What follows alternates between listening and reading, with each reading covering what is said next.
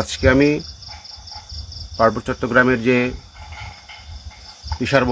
বিচার বহির্ভূত হত্যাকাণ্ড, যে অন্যায় দরফাকর এবং অব্যাহত মানবাধিকার লঙ্ঘনের বিষয়ে আমি আপনাদের সামনে কথা বলবো। আপনারা জানেন, পার্বত্য চট্টগ্রামের যে ধারাবাহিক যদি আমরা প্রেক্ষাপট আলোচনা করি, আমরা দেখতে পাই বাংলাদেশের স্বাধীনতার পূর্বে যে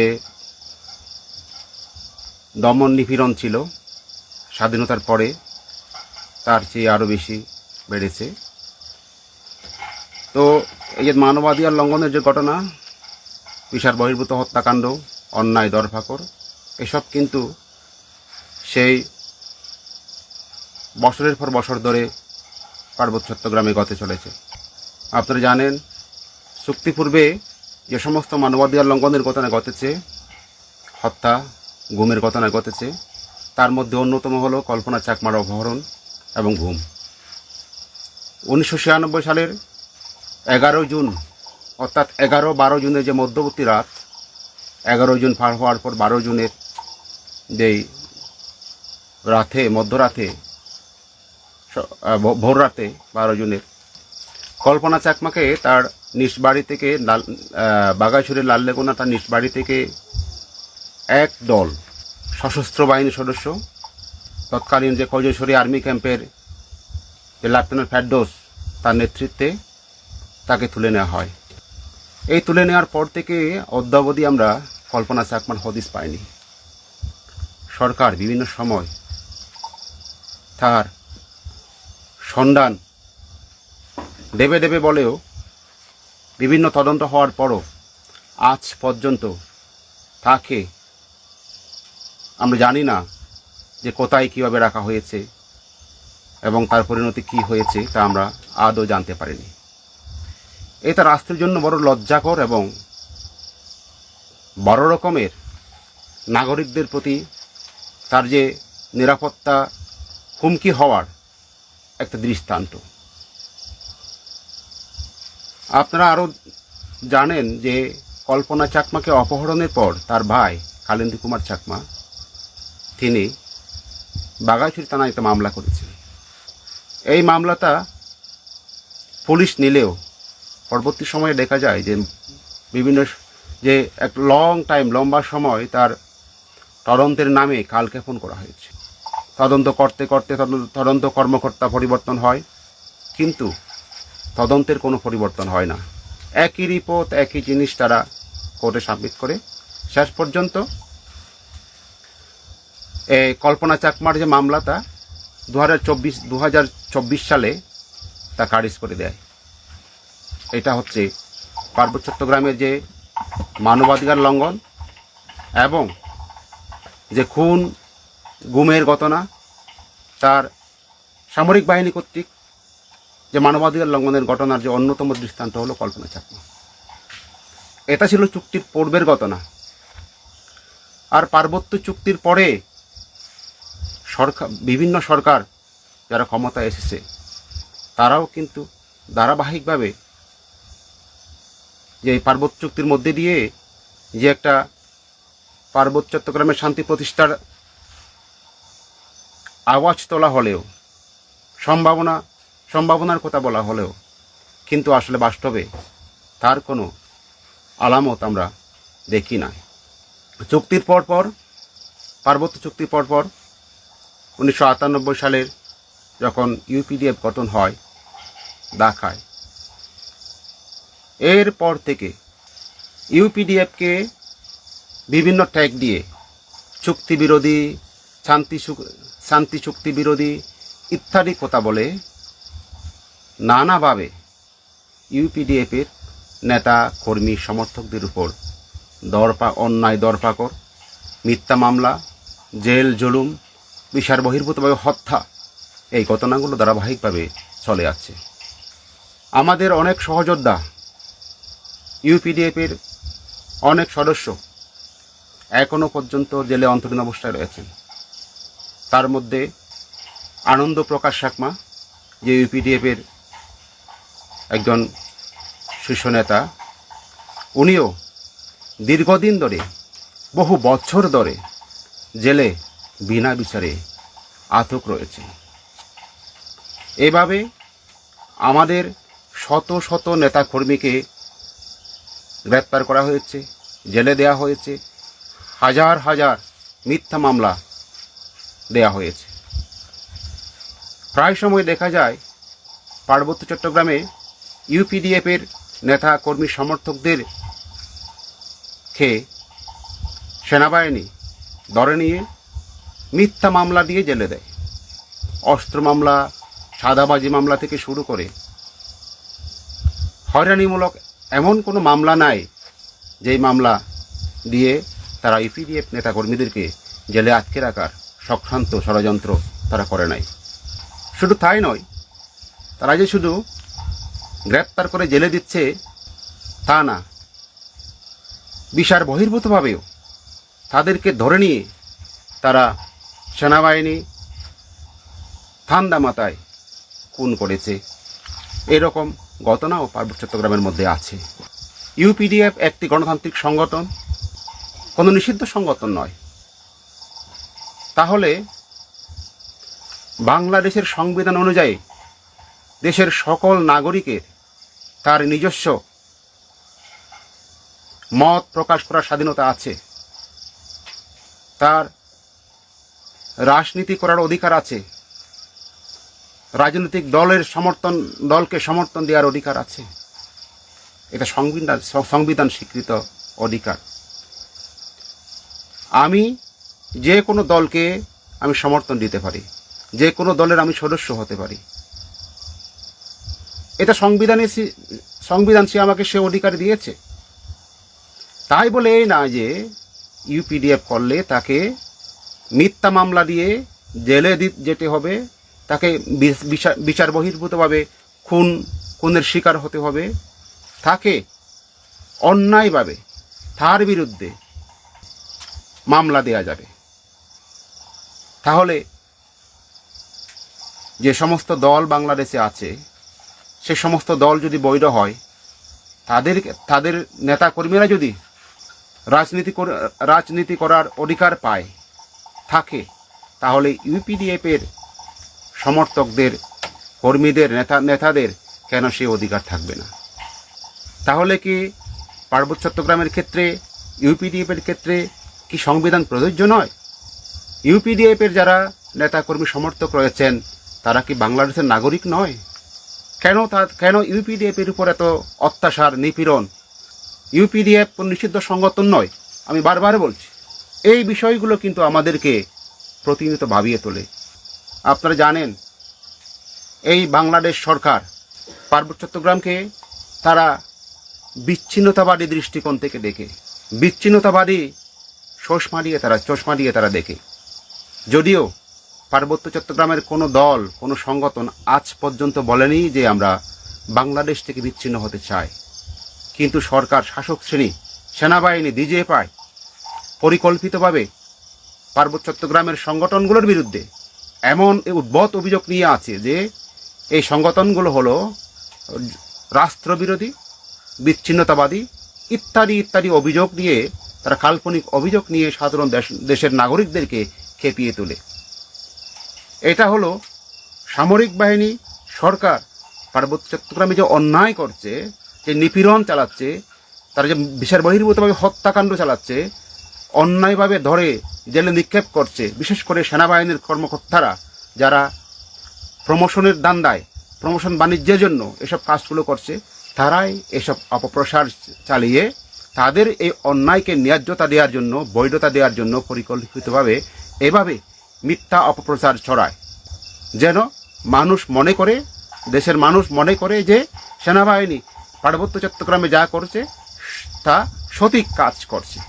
যেভাবে 1971 সালের আগে পশ্চিম পাকিস্তানি শাসকরা পূর্বের বিরুদ্ধে তৎকালীন যে আওয়ামী লীগের নেতৃত্বে বা তৎকালীন যে জনগণ, স্বাধীনতাকামী জনগণ যারা ছিলেন, এখানকার যে ন্যায্য দাবি নিয়ে যারা সংগ্রাম করেছিলেন, তাদেরকে এভাবে বিচ্ছিন্নতাবাদী হিসেবে দেখার যে প্রবণতা, সেই প্রবণতা এখনো পর্যন্ত বর্তমান যে বাংলাদেশ শাসক শ্রেণী এবং সেনাবাহিনীর কর্মকর্তারা, সেই পাকিস্তানি শাসকদের মনোভাব, পাকিস্তানি সেনাবাহিনীর মনোভাব এখনো পর্যন্ত তাদের মধ্যে রয়েছে।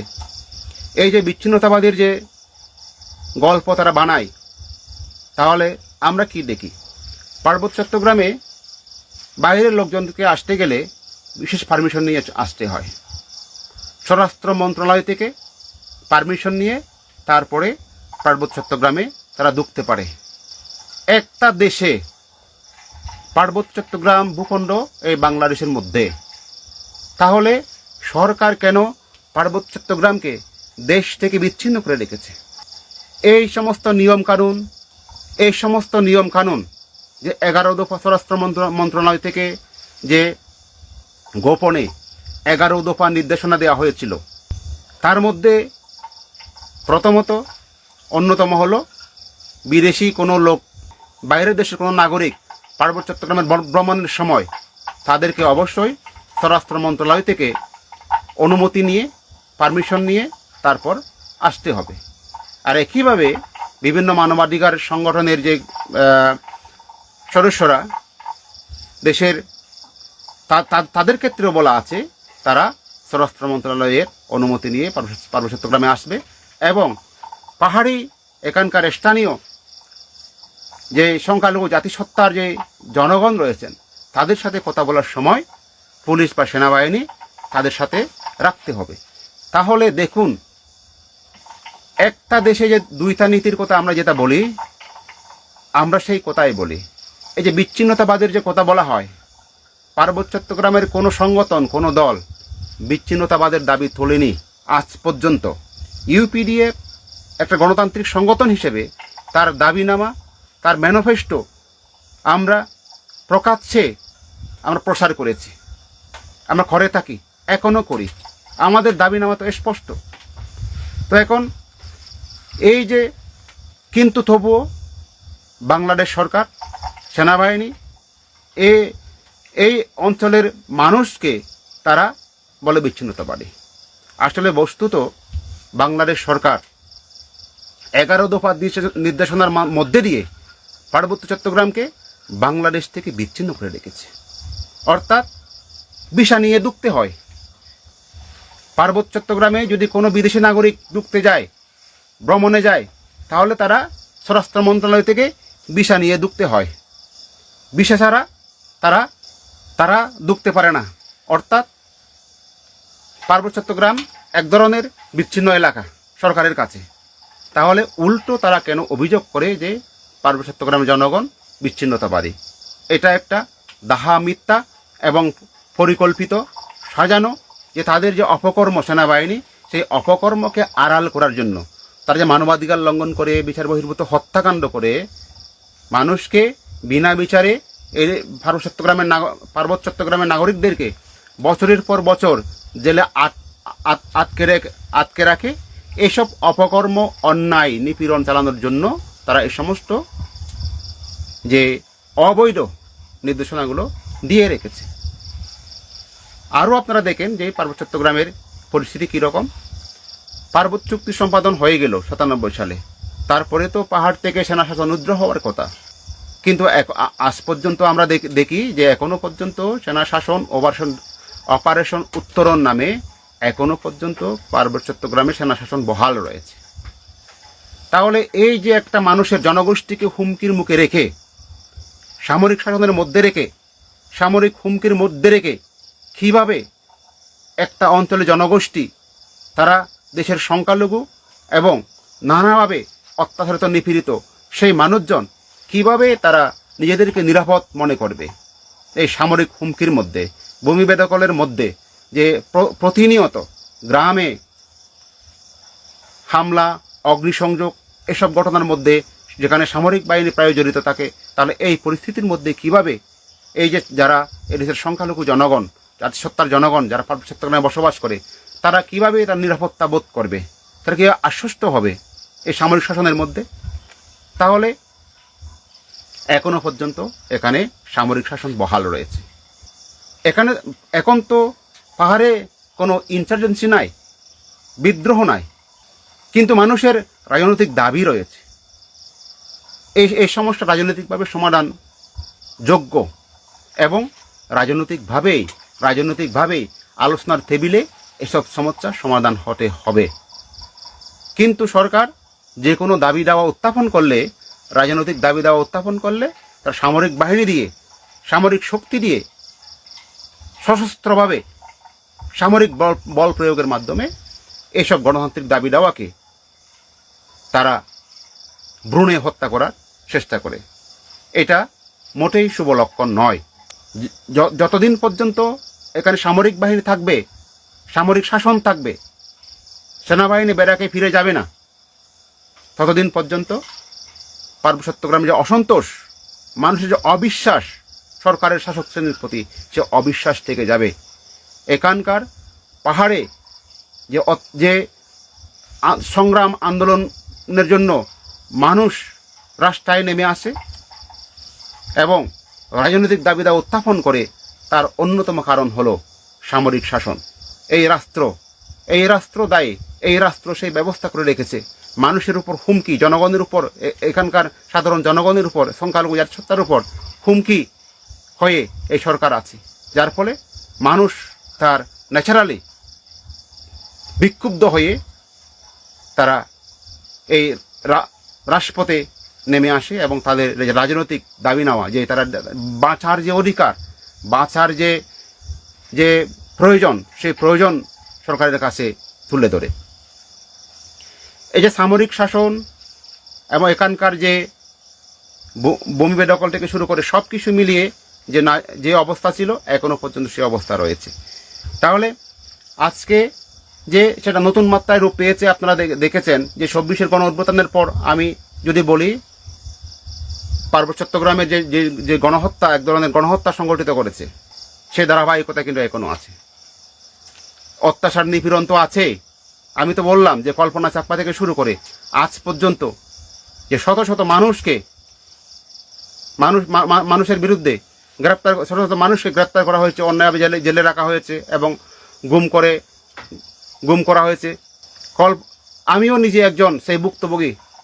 শেখ হাসিনার সময় আমাকেও তুলে নিয়ে প্রায় 5 বছর পর্যন্ত সে আয়নাগর নামক বন্দিশালায়, সেই প্রকোষ্ঠে বন্দি করে রেখেছিল। হাসিনার পতনের পর যখন অন্যান্য বন্দিরা যারা বেঁচে ছিলেন তখন পর্যন্ত, যারা ছাড়া পেয়েছিলেন, তার মধ্যে আমি একজন।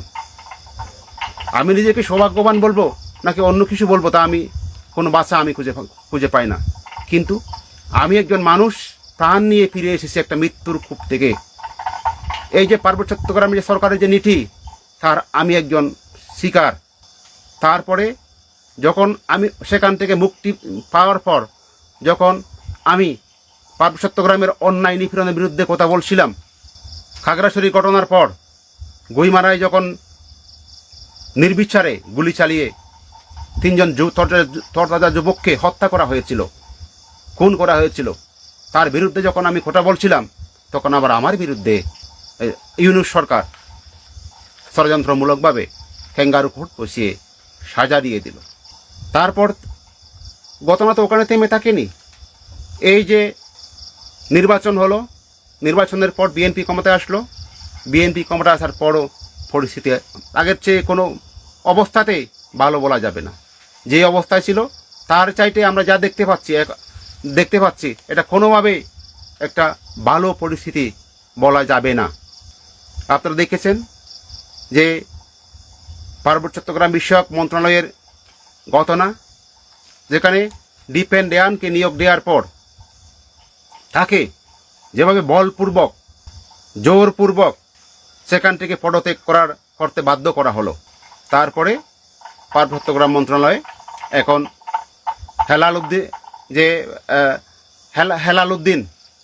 হেলালুদ্দিনকে দিয়ে, একজন অপাহাড়িকে দিয়ে পার্বত্য চট্টগ্রাম মন্ত্রণালয় এখন পরিচালনা করা হচ্ছে। এইটা পার্বত্য চট্টগ্রামের যে আইন বিধি যা আছে তার সম্পূর্ণ পরিপন্থী।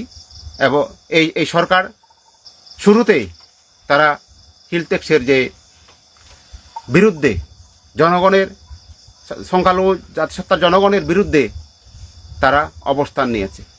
এই যে শাসক শ্রেণী পার্বত্য চট্টগ্রামের, তার যে নীতি, তার নীতি হলো এখানে ভাগ করে শাসন করে, সেটা তো আছেই, কিন্তু তারা প্রক্সি গ্রুপ বানিয়ে যেভাবে স্বাধীনতা যুদ্ধের সময় বাংলাদেশে স্বাধীনতা যুদ্ধের বিরুদ্ধে যারা ছিল রাজাকার আল বদরের মতো যে শক্তি, অপশক্তি, যারা পাকিস্তানের পক্ষ নিয়েছিল, তাদেরকে সহযোগিতা করেছিল, অন্যায়, অত্যাচার, নিপীড়ন, হত্যা, গণহত্যা সংগঠিত করার সহযোগিতা দিয়েছিল, ঠিক সেরকম প্রক্সি গ্রুপ পার্বত্য চট্টগ্রামে সরকার, শাসক শ্রেণী, বাংলাদেশের শাসক শ্রেণী, সে পাকিস্তানিদের খায়দায় একই চলে তারা এখানে এই প্রক্সি গ্রুপগুলো বানিয়ে রেখেছে। তাদেরকে ব্যবহার করে একসাথে সমন্বিতভাবে তারা এখন পার্বত্য চট্টগ্রামের যারা প্রকৃত অর্থে জনগণের অধিকারের জন্য লড়াই সংগ্রাম চালাচ্ছে, অন্যায়ের বিরুদ্ধে কথা বলছে, রাজনীতি করছে, তাদের বিরুদ্ধে তারা এই প্রক্সি গ্রুপকে দিয়ে, টেঙারে বাহিনী দিয়ে একসাথে তারা ইউপিডিএফ সহ যারা যেসব সংগঠন জনগণের পক্ষে কথা বলে, তাদেরকে হত্যা করার মিশনে নেমেছে। এই যে একজন মানুষের বাংলাদেশের সংবিধান অনুযায়ী তার বেঁচে থাকার অধিকার রয়েছে, এবং আত্মপক্ষ সমর্থন করার, সে যদি অপরাধ করে থাকে, তাকে যদি গ্রেপ্তার করা হয়, সে আত্মপক্ষ সমর্থন করার অধিকার তার আছে। এমনকি আন্তর্জাতিক মানবাধিকার, জাতিসংঘের মানবাধিকার সনদ অনুযায়ীও একজন ব্যক্তিকে বিচার বহির্ভূতভাবে হত্যা করার কোনো অধিকার নাই। এই বাংলাদেশ একটা যে জাতিসংঘের সদস্য হিসেবে জাতিসংঘের যে মানবাধিকার যে সনদ, সেই মানবাধিকার সনদের তার সম্মান করা কর্তব্য। বিচার বহির্ভূত হত্যাকাণ্ড কোনোভাবেই গ্রহণযোগ্য নয়। আমরা দেখেছি আজ পর্যন্ত সেনাবাহিনী, পুলিশের হাতে ইউপিডিএফের সদস্য এবং সমর্থক 28 জন, গতকালকে একজনকে হত্যা করা হয়েছে। সে পর্যন্ত 29 জন ইউপিডিএফ সদস্য সামরিক বাহিনী এবং পুলিশের হাতে বিচার বহির্ভূতভাবে হত্যার শিকার হয়েছে। এর মধ্যে পুলিশের হাতে 2 জন, সেনাবাহিনীর হাতে 24 জন, বিজিবির হাতে 1 জন, আর জেল হেফাজতে 1 জন, আর গত 24 তারিখ আর একজনকে বিচার বহির্ভূতভাবে হত্যা করা হয়েছে, হত্যার শিকার হয়েছে।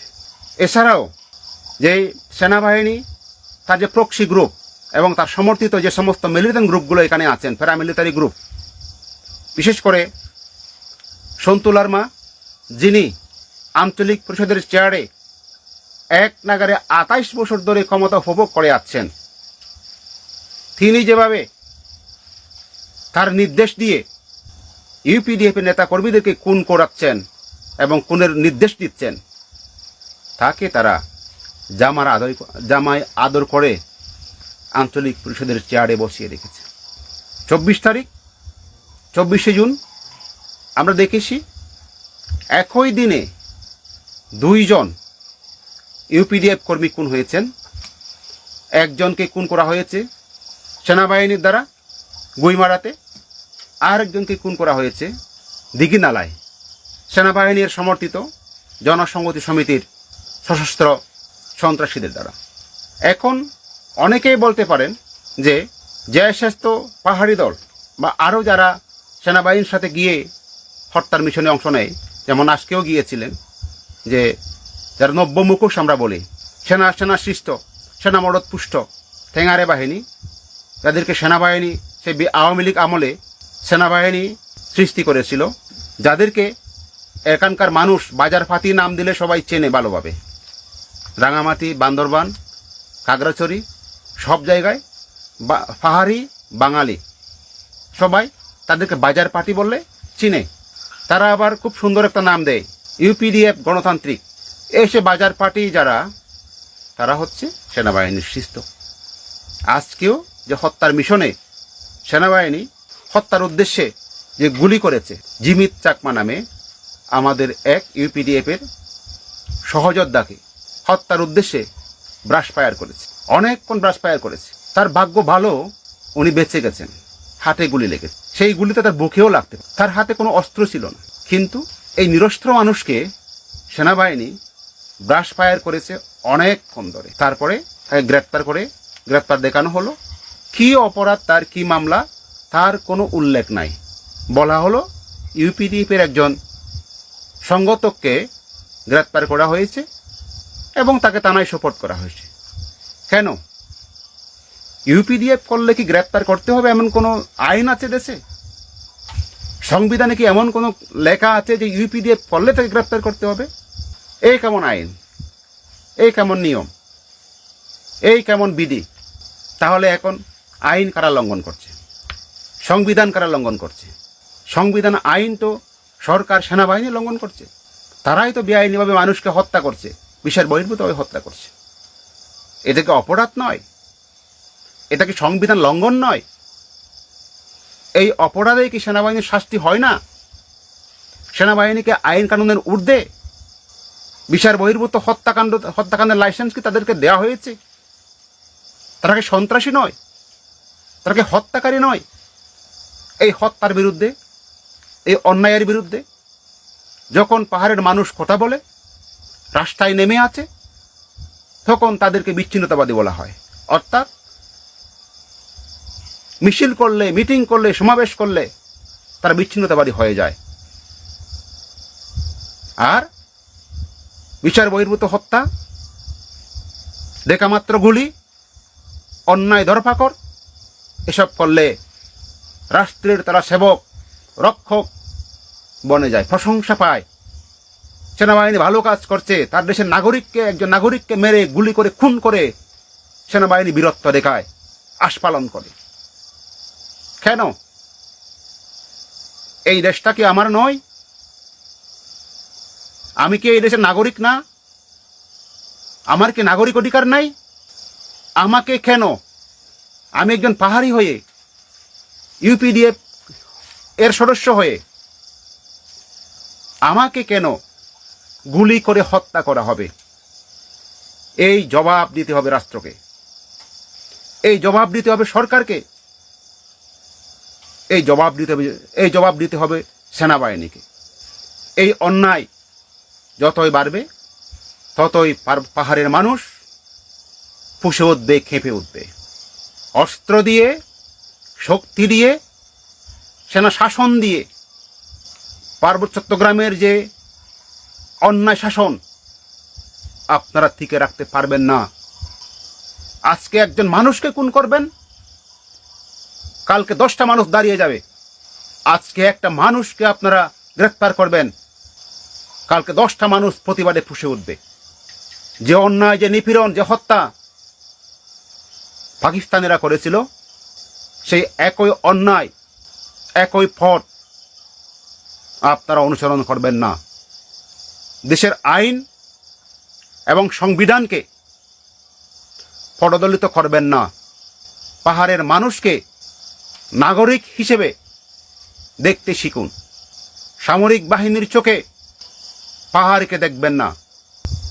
যদি সেরকম পথে যান, তাহলে পার্বত্য চট্টগ্রামের জনগণ তারা এমনি এমনি চেয়ে চেয়ে থাকবে না। দেয়ালে যখন পিঠ থেকে যাবে, তখন মানুষ সামনে তেলে চলে আসবে। এখন কথায় কথায় আপনারা সন্ত্রাসী, বিচ্ছিন্নতাবাদী এসব শব্দগুলো ব্যবহার করেন। দয়া করে এসব শব্দগুলো ব্যবহার করবেন না। যে মানবাধিকার লঙ্ঘন আপনারা করছেন, তারা যারা জড়িত, যারা খুন করছেন, সেনাবাহিনী প্রমোশনের ধান্দায়, অস্ত্র উদ্ধারের নামে মানুষকে গ্রেপ্তার করছেন, সাধারণ মানুষকে, তাদেরকে অস্ত্র গুজে দিয়ে মামলা দিচ্ছেন। এই গুরুতর অন্যায় মানবাধিকার লঙ্ঘন আপনারা করবেন না। যদি এরকম করেন তাহলে পার্বত্য চট্টগ্রাম অশান্ত হবে। এর দায় কিন্তু পাহাড়িরা নেবে না, পার্বত্য চট্টগ্রামের মানুষ এই দায় নেবে না। এই দায় নিতে হবে সরকারকে, শাসক শ্রেণীকে, সেনাবাহিনীকে, যারা নিজেদের নাগরিকদের হত্যা করে বীরত্ব দেখান, নিরস্ত্র মানুষকে ব্রাশ ফায়ার করে উল্লাস করেন, বীরত্ব দেখান, আপনাদের উপর সে দায় বর্তাবে। ইউপিডিএফ একটি গণতান্ত্রিক সংগঠন। ইউপিডিএফ গণতান্ত্রিক আন্দোলনে বিশ্বাসী, কিন্তু সরকার, শাসক শ্রেণী যেভাবে ইউপিডিএফকে নির্মূল করার ষড়যন্ত্রে মেতে উঠেছে, এটা মোটেও শুভ লক্ষণ নয়। আমি আশা রাখব সরকার, সেনাবাহিনী তারা এই পথে যাবে না। তবে এটা ঠিক, আমরা ইতিহাস ভুলে যাইনি। বর্তমান যে বিএনপি সরকার যে ক্ষমতায় আছেন, বিএনপি সরকার যে ক্ষমতায় আছে, এই বিএনপির সেই প্রতিষ্ঠাতা রাষ্ট্রপতি জিয়াউর রহমান পার্বত্য চট্টগ্রামের তার নীতি আমরা ভুলে যাইনি, তার নীতি আমরা ভুলে যাইনি। সেই তার সামরিক নীতির ফলে, তার যে সামরিকায়নের ফলে সামরিক শক্তি দিয়ে পার্বত্য চট্টগ্রামের সমস্যাকে সমাধান করতে চেয়েছেন বলে আজকে পার্বত্য চট্টগ্রামের সমস্যা আরও জটিল হয়েছে। কাজে বর্তমান যে জিয়াউর রহমানের সন্তান তারেক রহমান ক্ষমতা এসছেন, উনি নতুন বাংলাদেশের কথা বলেন, সকল মানুষের অধিকারের কথা বলেন, তিনি এই ভুল থেকে শিক্ষা নেবেন। তবে আমার সংশয় আছে, আমার সন্দেহ আছে, এই সরকার কতটুকু পাহাড়িদের জন্য এখানকার সমস্যাকে রাজনৈতিকভাবে দেখবেন এবং এখানকার যে অধিকার, পাহাড়ের যে অধিকারকে তারা স্বীকৃতি দেবেন। কারণ তারেক রহমান তার যে বাংলাদেশি জাতীয়তাবাদ, সকল জাতিসত্তাকে যে একটা থালগোল পাকিয়ে বাংলাদেশি বলে জাতিগত পরিচয় নির্ধারণের যে একটা বয়ান তিনি তৈরি করেন, বাংলাদেশে আমরা সবাই বাংলাদেশি বলে সকল জাতিসত্তাকে,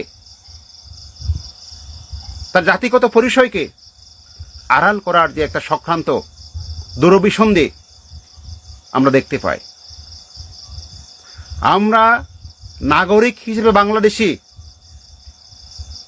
কিন্তু জাতি হিসেবে একজন চাকমা, একজন মারমা, ঘাড়ো, সান্তা, লোড়াও, মুন্ডা, খ্যাং, ম্রং, আমরা বাংলাদেশি, কিন্তু আমরা বাঙালি না। তারেক রহমান যে কাজটা করেন, বাংলাদেশি বলে সবাইকে বাঙালি প্রকারান্তরে বাঙালিতে পরিণত করেন। যে কাজটা শেখ হাসিনা করেছে ৫৫ সংশোধনীর মাধ্যমে, সেই কাজটা আবার জিয়াউর রহমানও বাংলাদেশি বলে একই কাজ তিনি করতে চাচ্ছেন। তাই আমি বলতে চাই, পার্বত্য চট্টগ্রামের যে সমস্যা গোলাতে করা যাবে না। বিচার বহির্ভূত হত্যাকাণ্ড বন্ধ করতে হবে, মানবাধিকার লঙ্ঘন বন্ধ করতে হবে, বেআইনি অন্যায় দরফাকর বন্ধ করতে হবে, রাত বিরাতে জনগণের বাড়ি বিনা কারণে তল্লাশি বন্ধ করতে হবে। একইভাবে আমরা আরও দেখি সেনাবাহিনী তারা বিভিন্ন জায়গায় অপারেশনের নামে, পেট্রোলিংয়ের নামে বিভিন্ন স্কুল ভবন দখল করে বসে থাকে।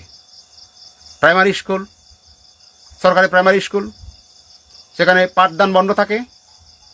পাঠদান বন্ধ করে স্কুলগুলোতে তারা দখল করে নিয়ে তারা বসে থাকে দিনের পর দিন, 2 দিন, 4 দিন, 5 দিন, 7 দিন বসে থাকে। সমতলে কোথাও এরকম ঘটে না, কিন্তু পাহাড়ে সেনাবাহিনী সব কাজগুলো করে। তাহলে এই যে অন্যায়গুলো যেটা হচ্ছে, আমি আবারও বলবো যে বিচার বহির্ভূতভাবে হত্যাকাণ্ড যে হত্যাকাণ্ড করা হচ্ছে, এসব হত্যাকাণ্ড অবিলম্বে বন্ধ করুন। যারা দোষী তাদের গ্রেপ্তার করে শাস্তি দিন। কল্পনা চাকমাকে যারা যে অপহরণ করেছে, লেফটেন্যান্ট ফেরদৌসের শাস্তি আমি দেখতে চাই। একইভাবে যারা পাহাড়ে অপরাধ করেছে, বিচার বহির্ভূতভাবে হত্যার কাণ্ড ঘটিয়েছে, গত পরশু ববিন ত্রিপুরা নামে যে ইউপিডিএফ একজন সদস্যকে ঠান্ডা মাথায় গুলি করে হত্যা করা হয়েছে, তার বিচার হতে হবে। যারা হত্যা করেছে তাদের বিচার হতে হবে। একইভাবে আজকে যারা হত্যার উদ্দেশ্যে জিমিত চাকমার উপর, ইউপিডিএফের সদস্য জিমিত চাকমার উপর ব্রাশ ফায়ার করেছে, আহত করেছে, তারাও আইনের আওতায় তাদেরকেও নিয়ে আসতে হবে, শাস্তি দিতে হবে এবং জিমিত চাকমার জীবনের নিরাপত্তা দিতে হবে। তার উপর কোনো অন্যায় অত্যাচার করা চলবে না। তার বিরুদ্ধে কোনো অভিযোগ নেই, তার বিরুদ্ধে কোনো অভিযোগ নেই। তাকে অবিলম্বে মুক্তি দিতে হবে। এছাড়া যারা জেলে বন্দী রয়েছেন দীর্ঘদিন ধরে, তাদেরকেও অবিলম্বে মুক্তি দিতে হবে। অন্যথায় যদি পার্বত্য চট্টগ্রাম বাংলাদেশের অবিচ্ছেদ্য অংশ, একটা অঙ্গের মতো, পার্বত্য চট্টগ্রামে যদি অশান্ত হয়ে ওঠে, তাহলে আপনারা ভাববেন না যে আপনারা রংপুর, দিনাজপুর, রাজশাহী, খুলনা, পাবনা শান্তিতে থাকতে পারবেন।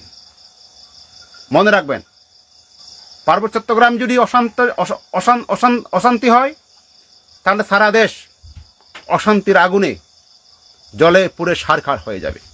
কাজে আপনারা অন্যায় অত্যাচার বন্ধ করুন, বিচার বহির্ভূত হত্যাকাণ্ড বন্ধ করুন, ইউপিডিএফের উপর সকল প্রকার নিপীড়ন, অত্যাচার, হত্যা, খুন গুম বন্ধ করুন।